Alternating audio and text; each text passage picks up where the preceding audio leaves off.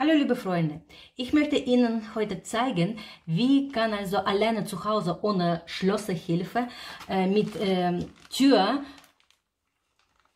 kämpfen, wenn sie quietscht. Also ich nehme einfach Wattenbett, Öl, egal welche Öl, also ich habe also Rapsöl, ich mache ein bisschen nass mit Öl, so das sieht man. Und einfach hier ganz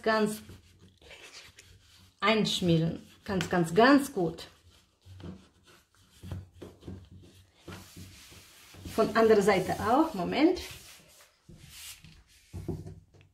Das sieht man, wie ich mache. So, jetzt ich nehme andere, weil ich brauche noch oben einmal. So, jetzt gehe ich nach oben und das gleiche Geschichte mache ich oben. Und ich brauche keine Männerhilfe.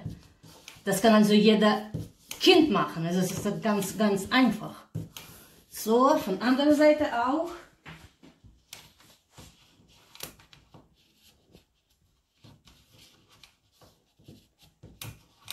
So. Und fertig.